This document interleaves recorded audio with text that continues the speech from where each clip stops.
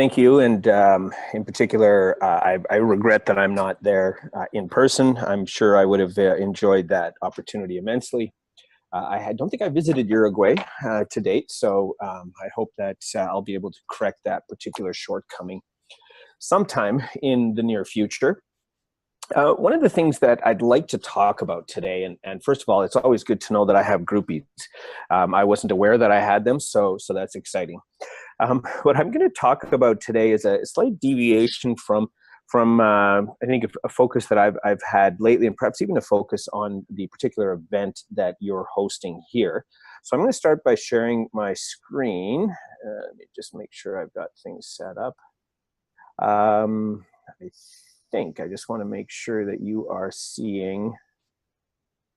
It should say the future of learning and knowledge. Am I correct there? Yeah. All right, I'm going to put it into full screen mode, and I might turn off no, I'll keep the camera on. Let me know if there ends up becoming a bit of a video delay, if that's an issue, and I'll turn my camera off as I go through this. So what I want to look at is what I think is the future of learning and knowledge in a way that we haven't had to grapple with as a society, and certainly as a community of researchers. So I'll say very broadly, here's what I think is a significant problem that we face from a research angle and from a practitioner angle.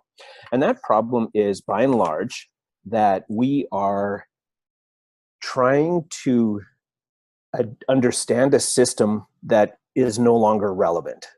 And by that, I mean the traditional university system and the traditional ways of learning. In many aspects, the internet and the opportunities of the internet have given us just this explosive set of new avenues that we can pursue when we're involved in learning practices.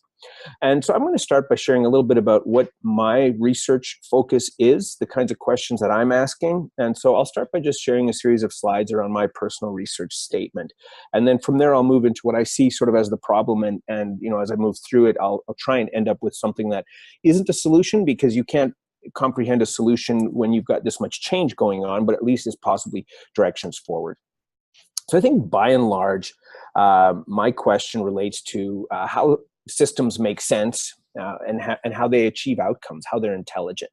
And these systems have a number of structures or sizes. They could be at a human level, and I've just listed a few of the grants I'm working on that are addressing these questions. But these systems could be human, they could be technological, they could be hybrid, and they could even be at an organizational level. So, for example, a university is a system and a corporation is a system.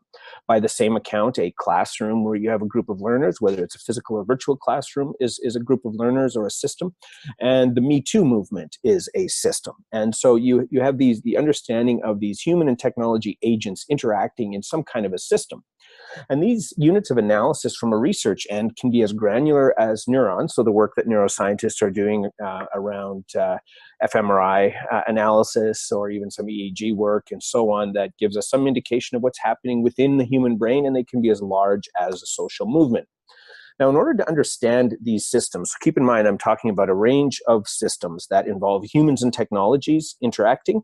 They can be at a very granular level, namely neuronal. They can be at a significant level, such as a global movement. But these systems together, they consume information to try and make sense of what to do. And that system could be an individual student in a classroom trying to learn statistics, trying to learn programming, or it could be the illustration I had before about the Me Too movement. It could be a global movement, a social movement of individuals who are trying to express themselves and make sense of difficulties or mistreatment that they've encountered in their lives, and the ways that results in the creation of new policies and procedures.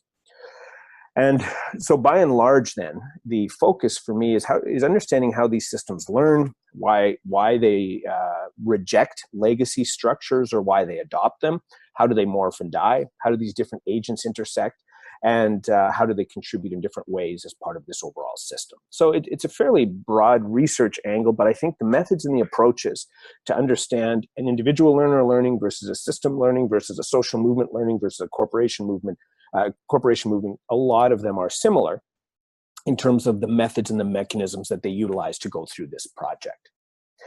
And I think at an individual level, which may be a little more relevant to some of you in this particular meeting, the questions are around the experience of being human in a digital age, understanding how people learn. Increasingly, this is happening through technology.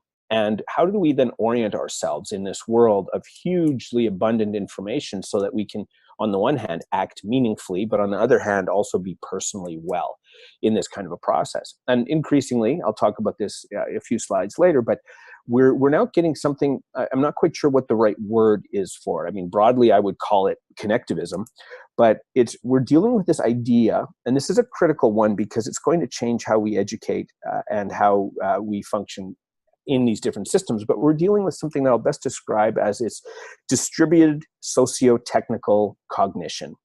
And that's a mouthful, which is why it's probably easier just to call it connectivism. But it's this idea that our intelligence is distributed across social systems, but increasingly it involves an AI, artificial intelligence, or machine learning, or technology device component. So our cognition is no longer just distributed across social networks, it's distributed across technological tools and agents and AI systems as well. And that really is where we end up at this point, where how do we as human beings, together with AI, take advantage of these networked knowledge environments that are much more sophisticated than they've been in the past. And perhaps most significantly, when we think about it from an educational end, up until now, many of us have treated a technology or a tool as something that we use. It's, we employ it. So, if I want to make a call, I'll pick up my phone. We treat the tool or the technology as a tool. And my argument is the direction we're going in is one where the technology isn't a tool. The technology is actually an agent or an equal agent, if you will, in our cognitive system.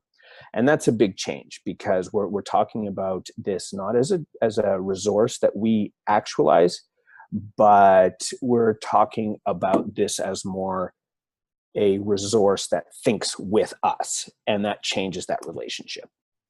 Now, when we bring this to an organizational level, especially schools and universities, the question starts to arise on how do these systems, namely the schools that you're a part of, the colleges or universities that you support, the corporate learning departments that you run, how do these organizational structures change to meet this new reality of a future work environment, future societal knowledge needs, and in a most pronounced way, how we are coexistent with technology? So, I mean, that's a mouthful, but let me explain why I think we need to move to this idea of distributed socio-technical cognition and why we need to move to an approach that gives greater agency to rethinking our systems of learning, which means a very different way of understanding universities and a very different way of how universities function.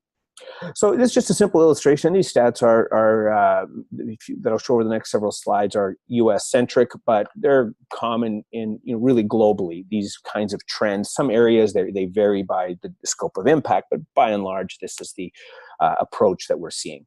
So what we're seeing in a pretty dramatic way is that traditional sectors such as agriculture has had a significant decline over a long period of time. And so, if you see particularly, this line here, the agricultural line right here, you see that very strong downward slope of employment just diminishing. Whereas if you see the employment sector, the black line or the industry line on your screen, that one has seen a bit of a rise and then over the last while a decline. But the one consistent increase has been in this idea of labor and job market. So if you consider this from another angle, let me just go back here.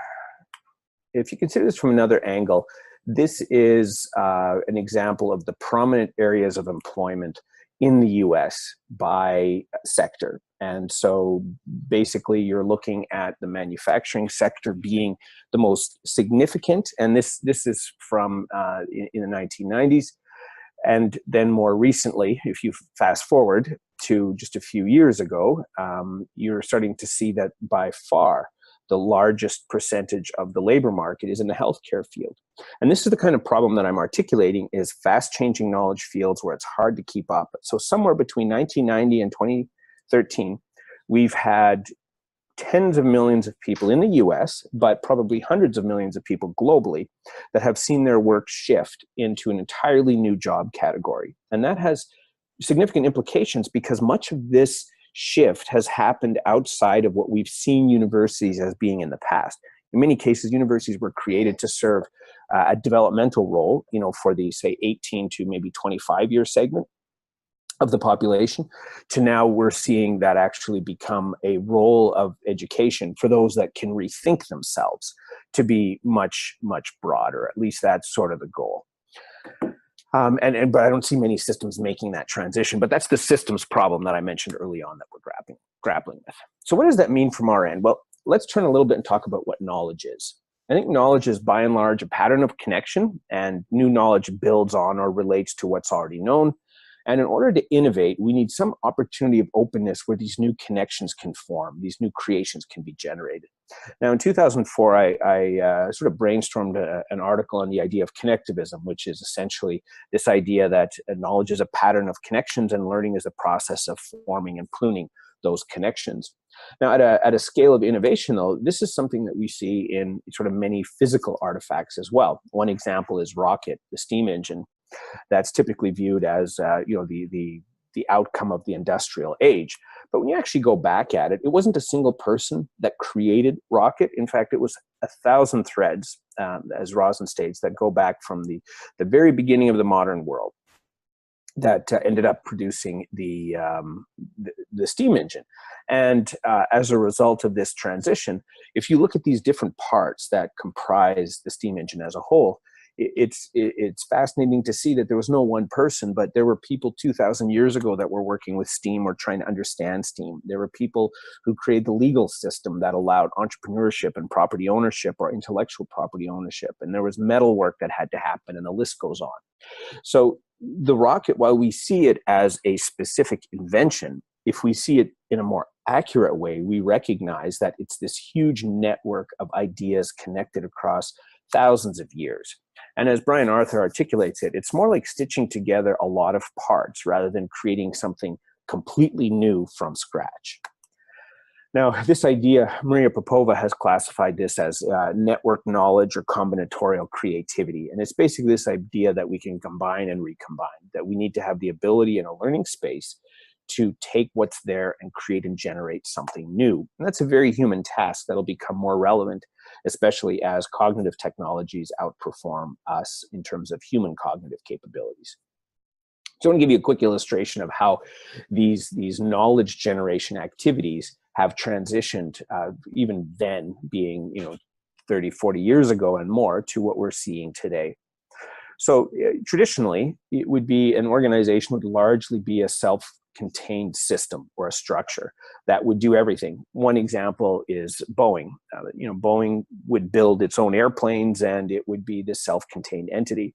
But with the Boeing 787, it actually results in hundreds of companies from around the world contributing different levels of IP, and that relate in different types of technologies. What this essentially communicates to us is that we have a networked way of being intelligent, a networked way of solving problems. And when you start to work in these types of network environments, you end up having a very different type of knowledge needs.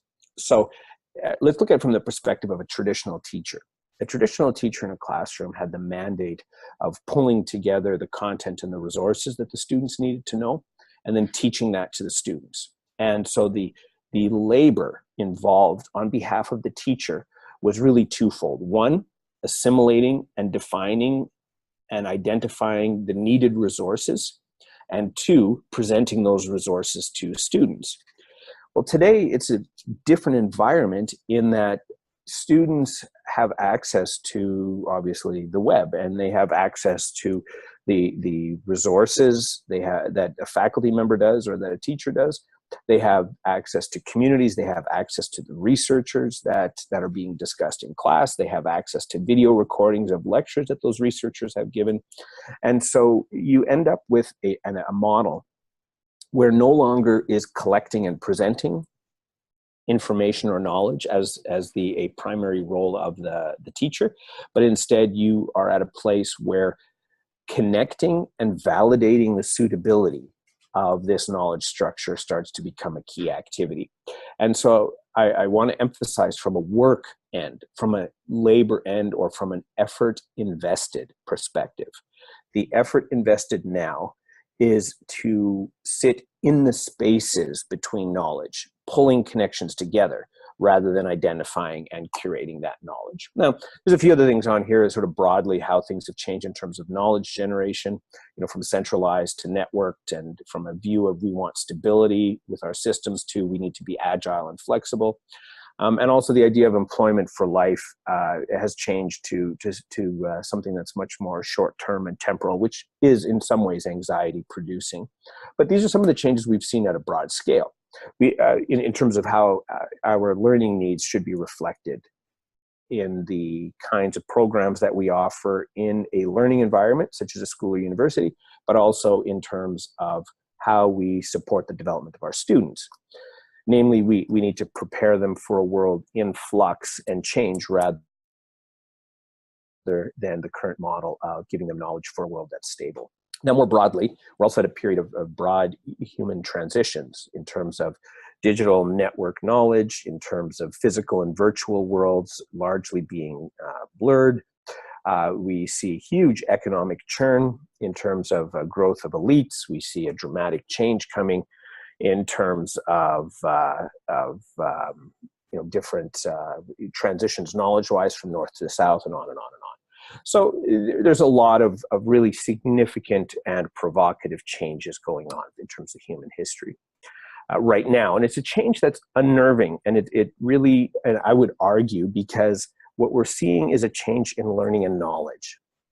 And I'll argue then that the role of a teacher, the role of an educator, the role of librarians even, as people who play in the domain of knowledge, this really should be our golden age. And what I mean by that is this should be an opportunity for us to begin making a dramatic impact in helping society transition from this stable world with a teacher as an arbiter of truth to a complex, ambiguous world where we need to develop new skills in how we relate to information and relate to one another. Part of the challenge that we face is we have this, I'll call it humanity's biggest creation, and some would say it might be our last, and by some I mean people like Stephen Hawking and Elon Musk and others, even Bill Gates has alluded to this. But we've created a global data skin. For lack of a better word, we have an exoskeleton that now envelops the earth that provides data around what we ate for breakfast, how we're thinking, how we're feeling, what's happening with the ocean tides, what's happening in the atmosphere, what's happening in people movement from a military lens, and so on. So we have a skin that we've created around the world that's essentially a data skin. And this provides us with huge opportunities to understand things we could never understand in the past, but it also raises a significant number of questions, because these technologies, whether it's the Internet of Things, the mobile phones that all of you have in your pockets right now, and sensing environments and a range of other things. So that's fascinating stuff. And to see things like this unfold at that level, for all of us to understand what are the data implications of that. And so then we turn to what do we do versus what does technology do? And this is, if you can see, there's a bit of angst in my overall presentation because I'm not clear on exactly what these roles will be. So we have a world that's becoming more complex. We have a world where there's a change in the role of the teacher or the educator. And then we have a world where we need to determine and identify what people do versus what technology does. And we want to make sure that we're putting our effort in the right area. That we want technology to do what it does better, and we want people to do what they do better. And again, I'm going to put the responsibility for defining some of these things at the role of the academy or the university in making sense of that. One area of concern that has risen as a consequence is, I'll call it, the domain of artificial intelligence, so the hierarchy is artificial intelligence, machine learning, and deep learning, sort of being nested within each of those. AI started, the term, I guess, officially was coined in the 1950s, and it was basically, making intelligent machines. Machine learning became more specific, where it was the ability to learn without being explicitly programmed. And by this, a program learns and makes some intelligent advance. Well, intelligence perhaps overstated, but solves a problem without necessarily being directly programmed by a human being. More recently, we're seeing deep learning, neural networks as part of this, and this in some ways shares the attribute of the human brain in terms of processing and how problems are solved and identified.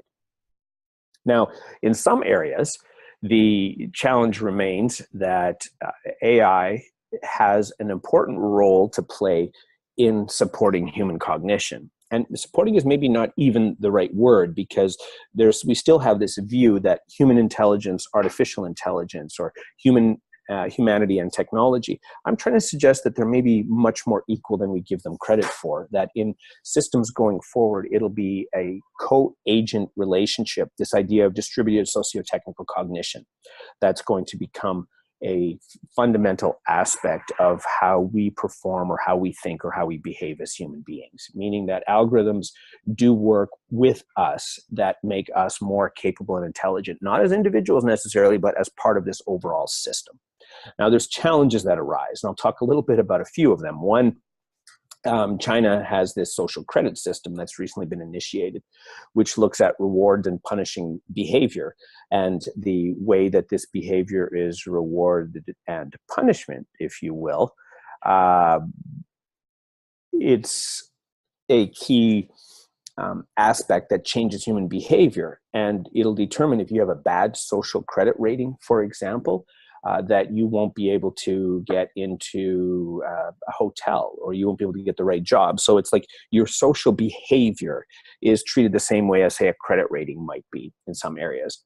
Now, initially, I thought this would be strongly pushed back against, but recently I was reading some of the responses from people involved in this system, and one of them said, it's like the last 6 months, people have gotten better and better. They stop at a crosswalk, you lose points, and so on. So this nudging and manipulation of human behavior that's being done by governments and AI in consultation with one another is a particularly fascinating outcome that we're starting to see emerge. And not all countries are going to take it as aggressively as China is.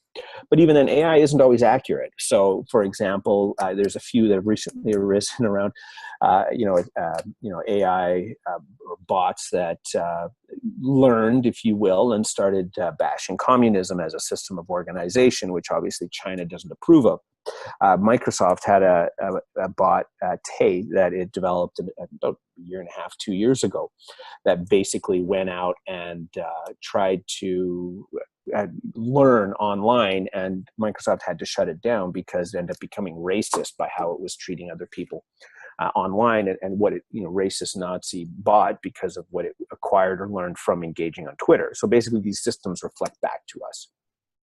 Now, one of the things here, so I was asked to sort of talk for maybe about 30 minutes. So I just want to sort of wrap a few things up here briefly, and then we can perhaps move to questions. But there's one fundamental sort of attempt by a researcher to try and define the distinctions between babies and robots learning. And so what this individual ended up doing was taking when him and his wife had a child, it decided to raise a robot together with the baby, just to see how these two systems would learn and how they might work together. He's a faculty member in robotics at MIT, and he went through this whole experience of seeing his child and raised together with a robot, and found that, and this is after 200 terabytes of data, hundreds of thousands of hours of video and coding and so on. He came to this conclusion that, babies don't just repeat. They make new meanings, they generate shared feelings, and these are systems that are communal and interactive. And so it was this idea that which is a provocative statement, but that for robots, the acquisition of language and so on wasn't necessarily quivering with life, which, as he described it from a human end, these systems were embodied, they were emotive, they were subjective, and they were quivering with life as part of this overall experience. So I think in a number of ways, the task that we face educationally is how to get this relationship between these two systems right.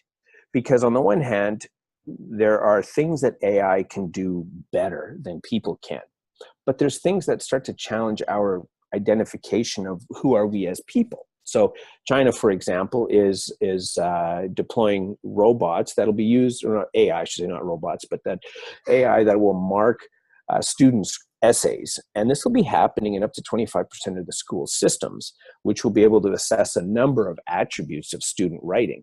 Now, this is hardly new. I mean, the language of, or the spaces of discourse and language analysis have been around for quite a while, and methods and approaches for doing that have been around for quite a while. So this isn't entirely new, but the change here is the automation of it, because it's the automation that starts to really call into question the specific relationships that we as people have in this kind of an environment.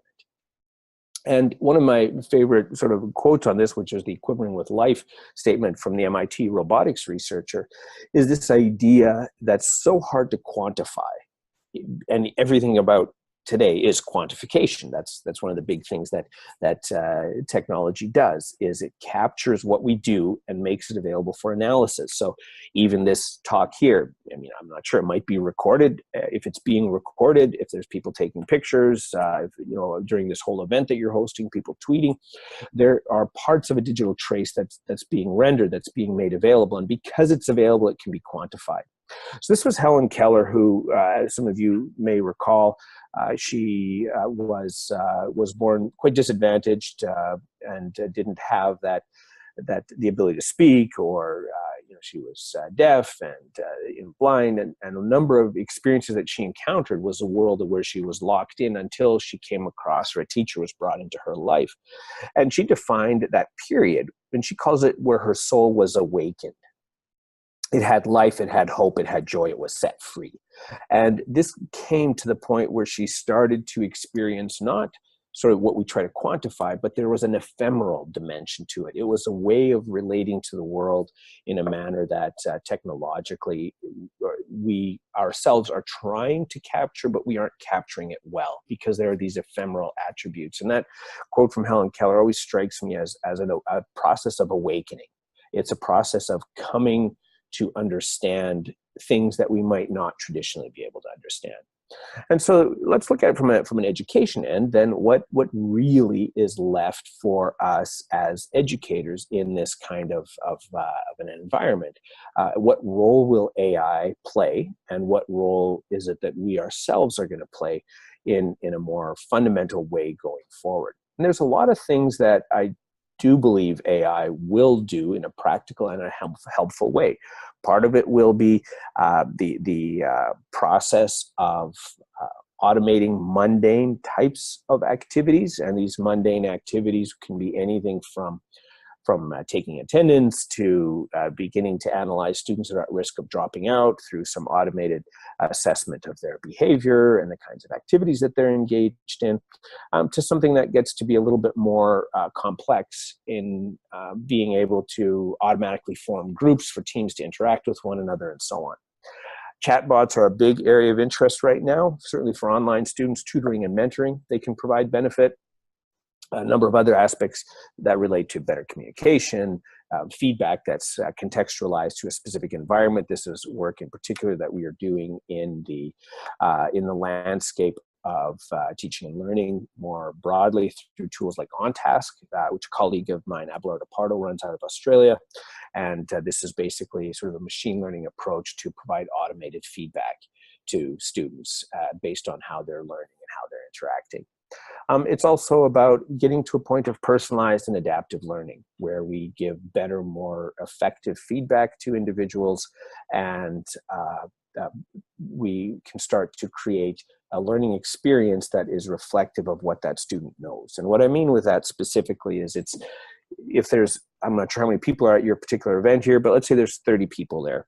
Each of you has a unique life experience with a unique set of learning outcomes. And the ability for you to get feedback based on what you know and what you don't know can make it a much richer experience for you. Other aspect, which this is one of the major projects I'm currently working on, but this idea of personal learning graphs, or developing learning profiles. That is something that I think is the foundation to how our education system will function going forward, even though it's a very, very messy and a very difficult problem still. But by and large, that's the mindset, is how can we build graphs of our students so that we can give them personalized, relevant feedback. and again, a few other aspects of AI in education. Now, so here's the background we have, or at least I've tried to create so far in the talk. And I'll wrap up here in a few minutes. So we've created a digital or an information, a data skin that envelops the world. A large part of it is social media, but there's also sensors and other devices. This is happening in an environment that's becoming increasingly complex. It's a globalized world with some significant shifts that are impacting much of our traditional conception of learning and knowledge. We have a transition to uncertainty, ambiguity, and almost a sort of a foundational angst about who we are and what our role is in this kind of technological environment. We have the need to develop and articulate new skills in this kind of environment because we face this really big question, which is, what does it mean to be human in this environment? What does it mean to be a teacher? What does it mean to be a professor? What does it mean to be a student? What does it mean to be a learner? What does it mean to be an employee in a world where we are forecast, at least, to see large-scale automation of existing work, and also forecast to see some really fundamental transitions in parts of how we relate to the systems around us. And I think we're sort of co-evolving with this environment.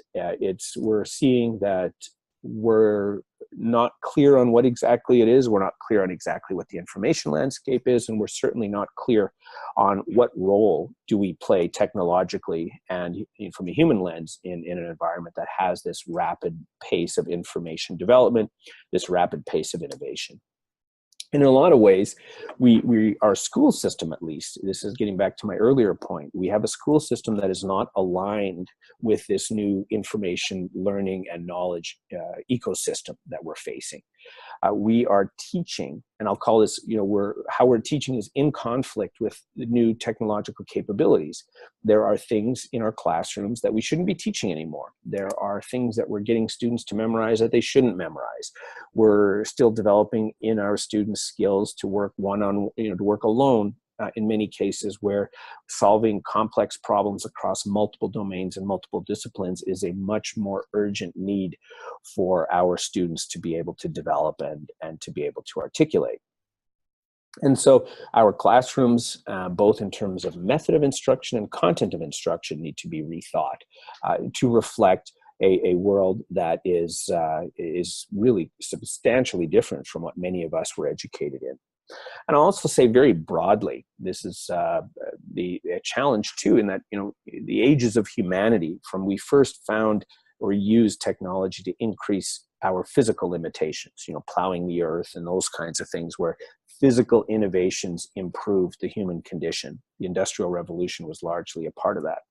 Over the last, well, probably really since humanity started, or at least since the modern human era started, we've had a lot of increase in the mental dimension, sort of the knowledge space of humanity, where we developed scrolls and books, and eventually libraries and academies for instruction, and universities and classrooms, and more recently the internet. And these are essentially knowledge questions. These are questions of knowledge, debate, and discussions. And then finally, we enter into a being age, which is where we are now. And that's where we are now starting to get at what are the being attributes that we need to have. So last couple slides. So the problem is there's an impact that this has on the ephemeral impact on the human psyche. We want to make the world sensible in this kind of an environment, and we're facing this idea of human and artificial intelligence integration, these two systems functioning and being together. And ultimately, this is my final slide, it's this idea that these systems are not tools that we use to think. They're systems and agents that think with us. So on that note, I'm going to stop sharing and move to questions.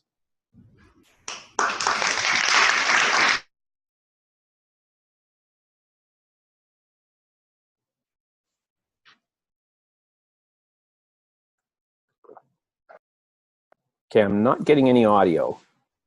Should I be hearing anything?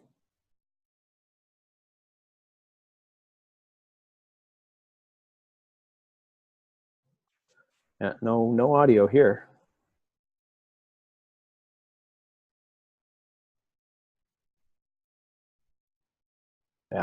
Nothing.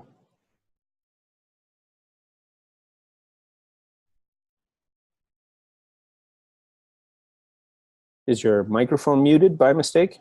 All right, now I hear you. Is it now? Yeah, I hear you. Okay, so you didn't hear the claps, but people were clapping.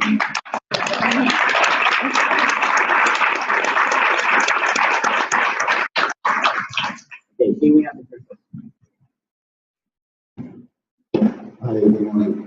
My question is, I have the feeling that in the past, technology was always imposed in classroom by the vendors. And that's why one of the reasons, I'm talking 20, 30 years, the last 20, 30 years, vendors used to push technology as a solution without any support from faculty or from the teachers or from more educational framework, right? What's your opinion on the same thing happening with AI? All what you were describing, the thoughts, this and that, that will be pushed without any policy on what to do. So the market will start pushing things, and a lot of people again think that that is the silver bullet that solves the problems of education.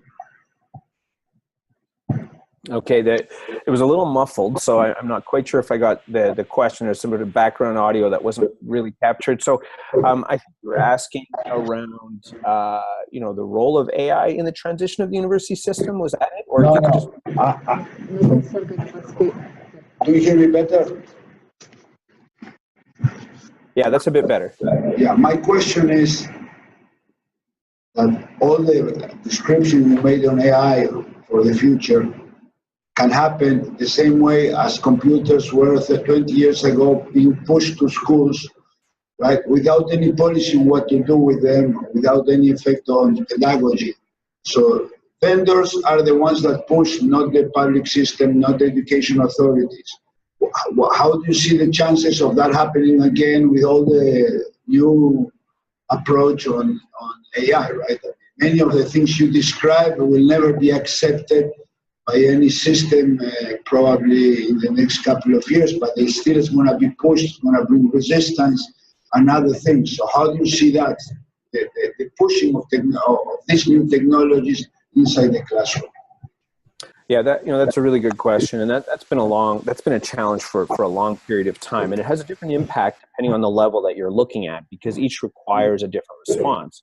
So, for example, the K-12 system, which is more centralized in decision making, it's more political, because a education minister can say, now we're doing this, we're doing one laptop per child, and then drive that in that manner.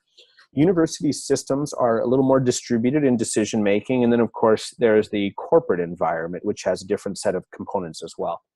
I think it's a real concern that the K-12 system is going to be, we're going to bring in technologies that don't advance humanity, but rather subvert humanity. And it's a huge question. The reality that many of us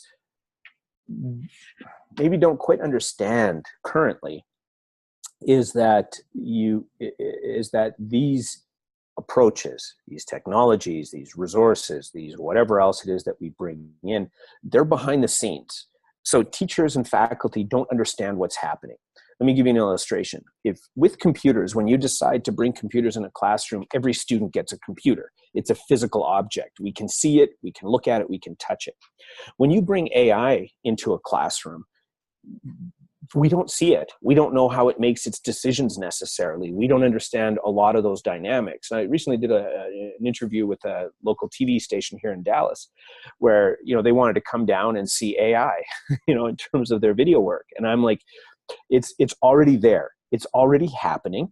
It's happening when you purchase something, with your card at a store. It happens when you log on to Twitter, when you go on to Facebook.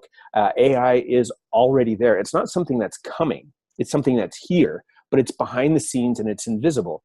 So we have schools now that are using AI to some level of personalized or adaptive learning. Machine learning might be more accurate for that description. We have different approaches that are being used for identifying at a university level students that might be at risk of dropout, automating interventions and nudging behavior and so on. So it's already here, it's already happening, and it's behind the scenes, which means it's more, it'll develop with less opposition early on, at least, than computers did, because we could immediately point to it and say that computer isn't what we want. The challenge here is the awareness of what AI is and how AI works is very limited in the school system. It's very limited in the university system. And that's a problem, because if you don't know what it is, if you don't know what it does, it's hard to form a coherent argument about how to use it well. Then the vendors, the programmers, the companies will drive the agenda, and they are in many ways. But it's a very good question. I don't have a good answer for you other than saying it's already here.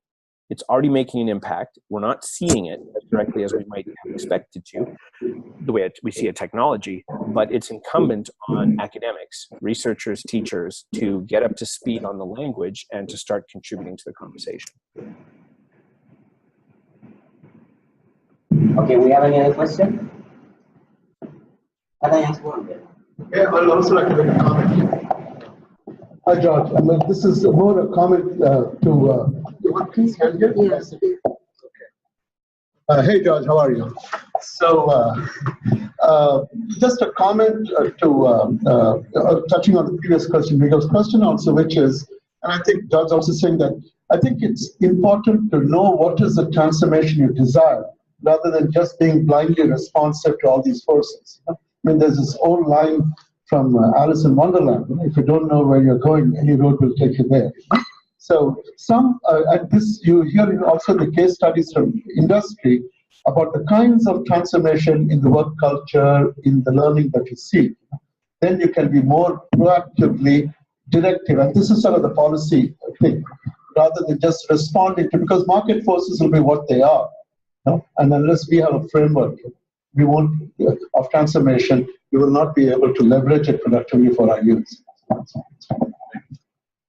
Yeah, I mean, that is an entirely different preamble. I just opened a slide while you were asking your question here, so I'm just going to talk through this very briefly. I'll keep it short because I know you'd rather have questions. But like I said, you're asking, that's a different talk altogether. And, you know, we can do that a different day. But let me just give you a quick overview. This is something a colleague has sort of looked at and developed. I'm just going to move my slide out of the way, and I'll bring it up on your screen. I'll go through a number of slides quite quickly. It won't take more than 3 or 4 minutes. So currently we have a lot of data that we collect on students. We have data from our student information systems. We have data from our information environments, like the learning environments. These are things like Moodle and Blackboard and so on. We have library management systems. We're using, one of the areas I'm quite interested in lately is sort of the psychological attributes of learners in digital environments. So we're relying heavily on survey questionnaire instruments, but we're also looking more and more at multimodal data. This is psychophysiological data that deals with gaze and EEG and fMRI and a number of these things. And then we have, you know, social media and third-party data. The reason I mention this is the data sets that we're collecting need to inform how we proceed forward in terms of the kinds of activities that we're doing. Just going to run through a few of these quickly. And this is, so you asked, your question was, what's the model? And I'll say this is the model, because this is what I've been working on. And I recently did a presentation of this to a group of Singaporean higher education leaders. So let me just start, and I'll talk you through this quickly.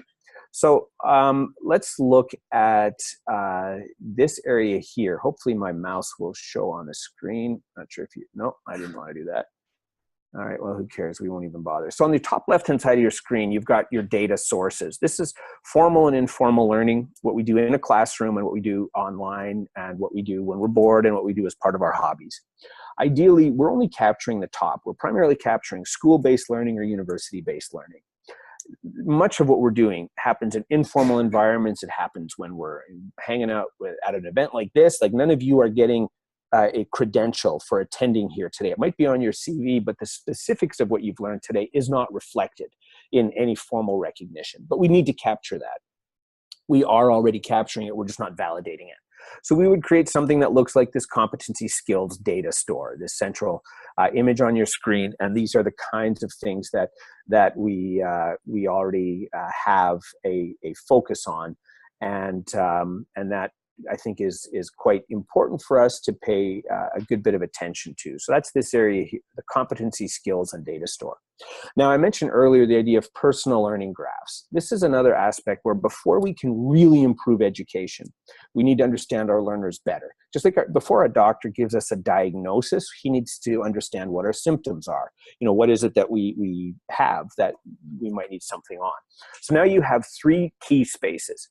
You have the learning that happens in a number of areas, you have the combination of a data store, and you have a personal learning graph. Personal learning graph captures 4 dimensions of our learning. Cognitive, which we already do.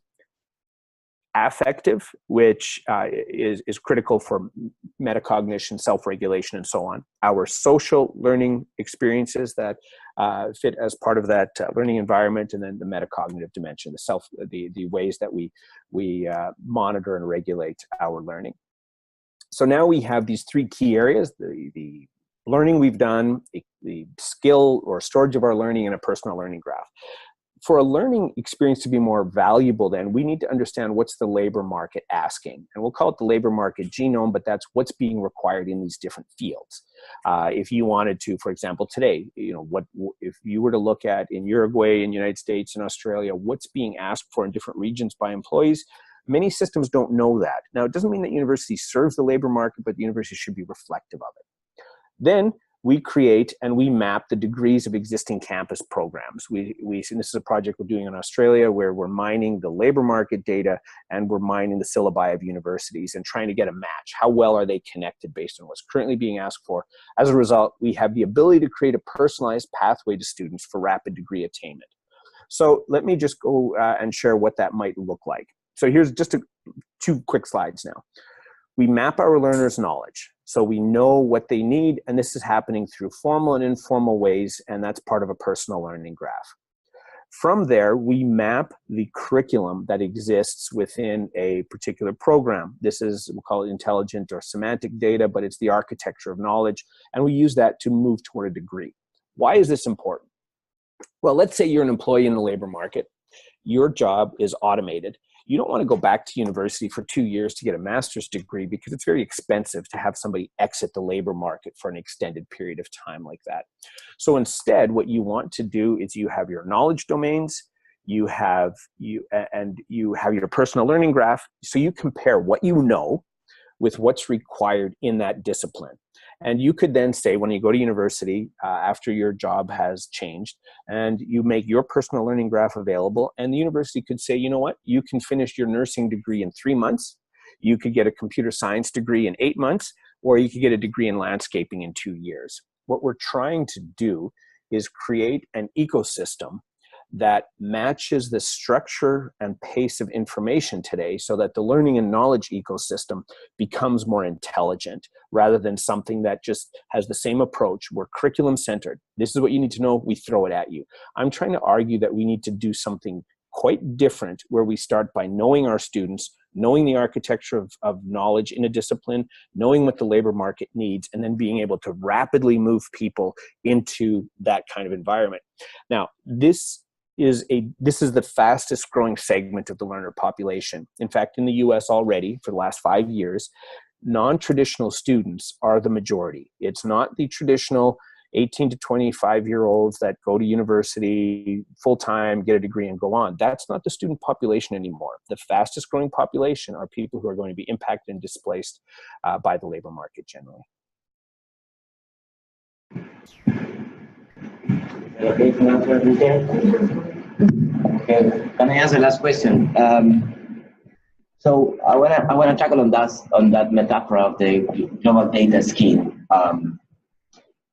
So at the beginning of the internet, we had this naive idea that everyone was connected and everyone was going to have a voice and it was the garden full of flowers. But now we are being much more aware of all the problems that the internet has and all the ways of poisoning that skin. I don't know if it's cancer or whatever, but we today are much more aware of the problematics that are behind the internet in terms of manipulation, change behavior, and all the things that you might be familiar with.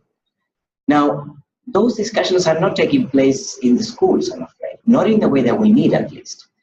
So probably most of the concerns today, in the best scenario, are focused on digital skills or digital literacies. And this, for me, this kind of problem that we have today are in a different kind of stage. So my question is, do you think this is a problem that also has to be discussed within the classroom? And if so, what approach would you recommend? It is a problem that does need to be considered. Again, I'm trying to broadly say, like I said earlier with my sort of research goal, it's understanding how systems make sense. You know, and these systems are individuals, classrooms, societies, social movements, corporations, and so on. I fully agree with you, though. The naive perspective that we had early on in 2002, 2005, to even 2010, where, you know, the Arab Spring, some of you may remember, but we had this view, if we connect people, good things will happen. And we found that that's true to a degree, right? If you connect people, good things do happen. But what we found was that when people who have different motivations become aware of those connected structures, they find ways to manipulate and change that. This is especially true with the increase in AI. So the bots during the election in the U.S. recently that sort of were actively involved in providing certain news to certain people or certain information sources to certain people. We found that the distributed nature of the internet makes it harder for anyone to have control. But with enough bots, you can start to shape a conversation or shape a message or shape a topic. And so it becomes very political. So I still believe in the inherent value of connecting. However, what we've realized, it's not that connecting is a bad thing. I think what we've realized instead is that there are the same groups of people who are not fans of connecting, or who would like to use it to manipulate or produce certain outcomes that we ourselves maybe haven't desired.